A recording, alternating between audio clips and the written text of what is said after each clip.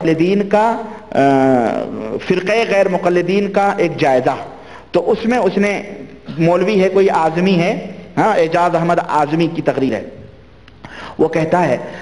کہ ان کے مولوی نے یہ کہا، دیکھو غیر مقلدوں کے مولوی ثناء اللہ امرتسری یہ کہہ رہے ہیں، غیر مقلدوں کے مولوی نواب وحید الزمان یہ کہہ رہے ہیں، غیر مقلدوں کے مولوی فلانے کہہ رہے ہیں۔ ہم نے کہا بیوقوف، غیر مقلد بھی کہہ رہا ہے اور ہم کو ان کے باتوں کی دلیلیں بھی دے رہا ہے۔ ابے غیر مقلد تو کہتے ہی اس کو ہیں جو جھوٹی باتوں کو چھوڑ کر کچھ کتاب و سنت کو لازم پکڑتے ہیں۔ وہ اللہ اور اس کے رسول کے مقابلے میں نہ اپنے ملے کو نہ اپنے مولوی کو کسی کو بھی نہیں لاتے، اللہ اور اس کے رسول کی بات آگے ہوتی ہے، یہ ان کا عقیدہ ہوتا ہے غیر مقلد کا۔ غیر مقلد کا مطلب ہی یہ ہوتا ہے کہ غیر مقلد جاہل نہیں ہوتا،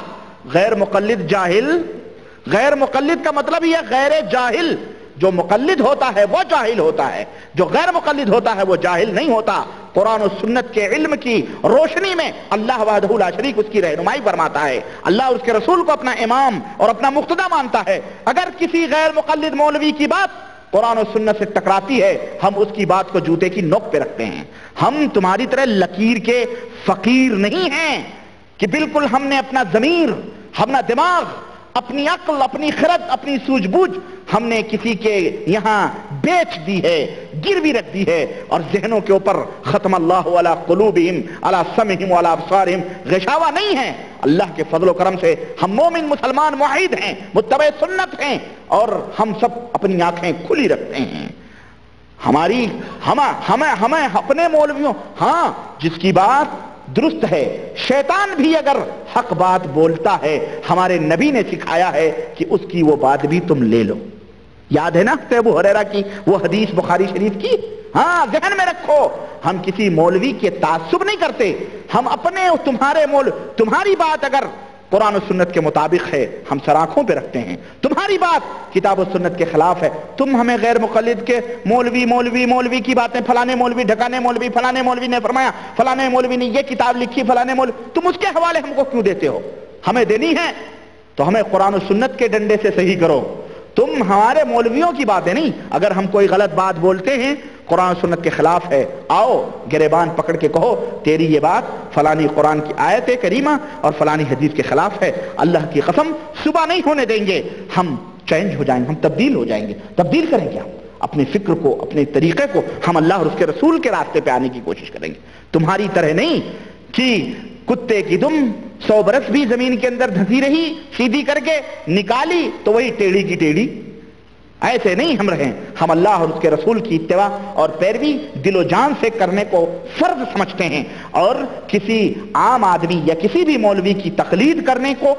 کہ اس کی بات بلا دلیل بلا حجت لینے کو ہم جہالت تصور کرتے ہیں۔ اللہ تعالیٰ سے دعا ہے کہ اللہ تعالیٰ ہمیں اور آپ کو ایسی جہالت سے بچائے اور ہمیں قرآن و سنت کے مطابق چلنے کی توفیق عطا فرمائے، آمین یا رب العالمین۔ وصلی اللہ علی نبینا محمد وعلی آلہ وصحبہ اجمعین، والسلام علیکم ورحمۃ اللہ وبرکاتہ۔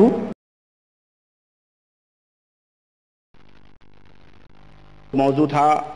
مقلدین دیوبند کی ڈائری۔ آپ حضرات کو یاد ہوگا کہ میں نے پچھلے لیکچر میں بڑی تفصیل کے ساتھ کچھ باتیں بیان کر دی تھیں، اور میرا مشورہ اور میری خواہش اس تقریر سے صرف اور صرف یہ ہے کہ ہمارے وہ احباب، خواہ وہ عوامی طبقے سے تعلق رکھتے ہوں یا علماء حضرات یا مشائخ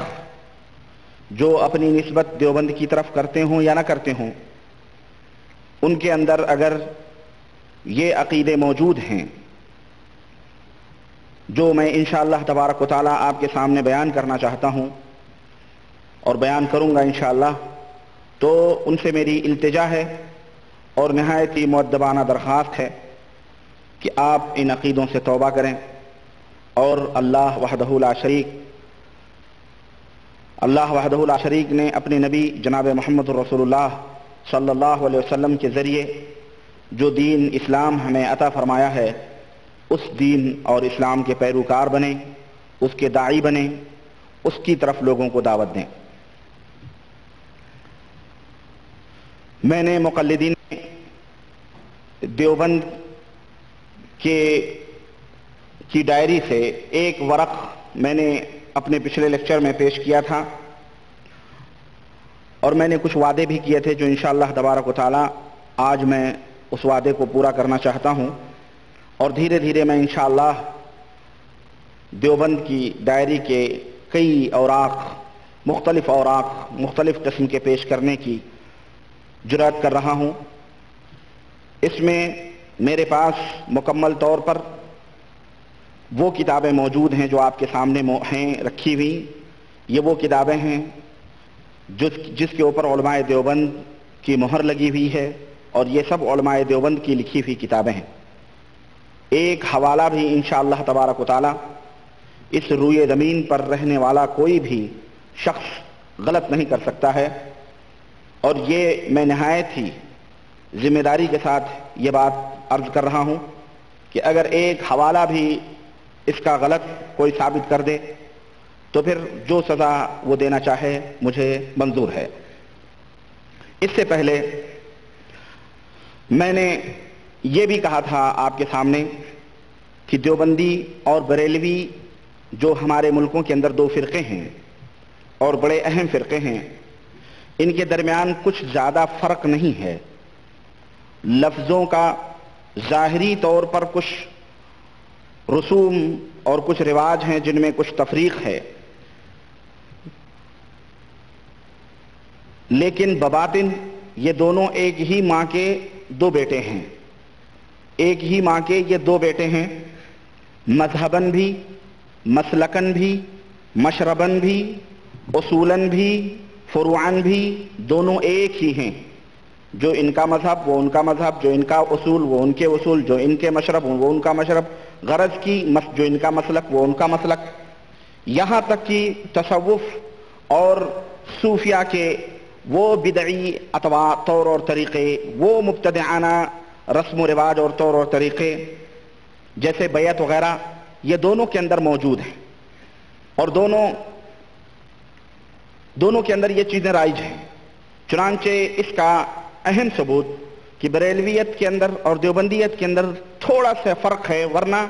کوئی فرق نہیں ہے۔ اس کا ثبوت میں آپ کے سامنے یہ کیسٹ میں لایا ہوں، اور یہ پاکستان کے ایک بہت بڑے عالم کی کیسٹ ہے، ضیاء الرحمن فاروقی صاحب کی۔ ان کی تقریر سے آپ اندازہ لگا سکتے ہیں جو میں آپ کے سامنے پیش کرنا چاہتا ہوں۔ آپ اس کیسٹ کو سنیں، آپ کو خود اندازہ لگے گا کہ دونوں کے اندر کیا فرق ہے، بریلویت کے اندر اور دیوبندیت کے اندر۔ یہ کیسٹ خود اس بات کا ثبوت ہے۔ تو لیجئے یہ کیسٹ ضیاء الرحمن فاروقی صاحب کی سماعت کیجئے، اور میرے پاس ایک دوسری کیسٹ ہے جو مولانا انعام الحسن صاحب جو وفات پا چکے ہیں، ان کی یہ کیسٹ ہے بیعت کے تعلق سے، وہ بھی میں آپ کی خدمت میں پیش کرنے کی سعادت حاصل کرتا ہوں، اور اس کے بعد میرے کچھ اس کے اوپر تبصرے ہیں وہ میں آپ کے سامنے پیش کروں گا۔ باتیں بہت بڑی ہیں، بہت زیادہ ہیں،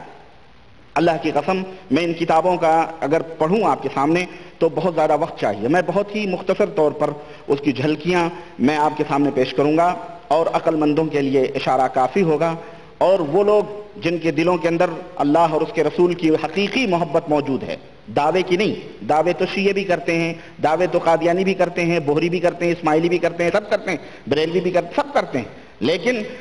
عملی طور پر حقیقت میں جو کتابوں کے اندر موجود ہے وہ ہمارے لیے دلیل اور ثبوت ہیں۔ آئیے یہ کیسٹ سنیے مولانا انعام الحسن صاحب، مولانا ضیاء الرحمن فاروقی صاحب کی، اور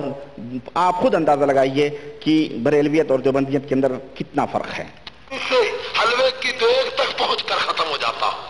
دارالعلوم کی تو بس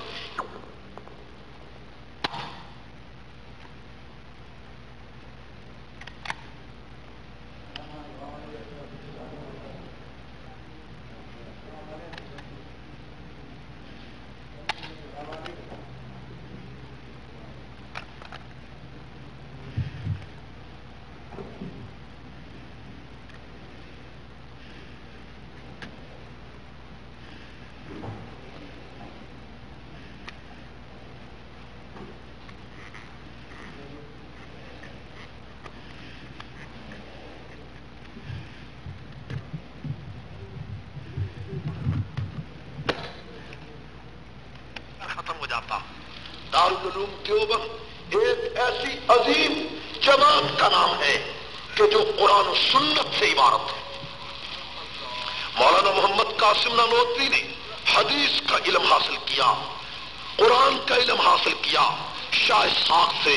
شاہ اسحاق نے شاہ عبد الغنی سے، شاہ عبد الغنی نے شاہ عبد العزیز سے، شاہ عبد العزیز نے شاہ ولی اللہ سے، شاہ ولی اللہ نے شیخ ابو طاہر مدنی سے، شیخ ابو طاہر مدنی نے علامہ محمد بن احمد صاحب مجموع البحار سے، علامہ محمد بن احمد نے شیخ ربیع ابن سبی سے، شیخ ربیع ابن سبی نے شیخ حسام الدین صاحب کنز العمال سے، شیخ حسام الدین نے شیخ محمد بن احمد سے، شیخ محمد بن احمد نے شیخ ربیع ابن سبی سے، شیخ ربیع ابن سبی نے دو واسطوں سے امام ابو عیسیٰ ترمذی سے، امام ابو عیسیٰ ترمذی نے امام بخاری سے، امام بخاری نے عبداللہ ابن مبارک سے، عبداللہ ابن مبارک نے امام ابو حنیفہ سے، امام ابو حنیفہ نے حضرت حماد سے، حضرت حماد نے انس ابن مالک سے، انس ابن مالک نے عبداللہ بن مسعود سے، عبداللہ بن مسعود نے محمد رسول اللہ سے۔ علماء حق زندہ باد، علماء حق زندہ باد، میرے پاکستان ضیاء الرحمان فاروقی زندہ باد۔ علماء دیوبند کے علم کا شجرہ مدینے کے تاجدار سے ملتا ہے۔ ایک آدمی کہنے لگا ٹھیک ہے تمہارا علم مدینے سے آیا ہے لیکن پیروں کی گدیاں ہمارے پاس ہیں۔ سمجھ رہے ہیں نا، آواز صاف ہو جا رہی ہے؟ یعنی یہ علمی سلسلہ ہے جو نبی کریم صلی اللہ علیہ وسلم تک علماء دیوبند کا پہنچ رہا ہے۔ کسی نے کہا کہ ٹھیک ہے علم کا سلسلہ تمہارے پاس ہے لیکن پیروں کی گدیاں ہمارے پاس ہے، ظاہر یہ بدعتیوں نے کہا، تو پھر اس کا ثبوت ضیاء الرحمان صاحب فاروقی دے رہے ہیں کہ تمہارے ہی پاس پیروں کی گدیاں نہیں ہیں بلکہ ہمارے پاس بھی موجود ہیں۔ سنیے، میں نے کہا علماء دیوبند نقشبندی بھی ہیں، سہروردی بھی ہیں، چشتی بھی ہیں، قادری بھی ہیں۔ علماء دیوبند کے سرخیل مولانا رشید احمد گنگوہی، سنا آپ نے؟ علماء دیوبند قادری بھی ہیں، چشتی بھی ہیں، نقشبندی بھی ہیں، سہروردی بھی ہیں۔ ظاہر بریلوی بھی نقشبندی ہیں، چشتی ہیں، قادری ہیں، سہروردی ہیں۔ سنیے، یہ ان کے گھر کی دلیل ہے، میں نہیں کچھ بول رہا ہوں۔ سنیے مولانا رشید احمد گنگوہی نے کیا سنا۔ رحمۃ اللہ علیہ نے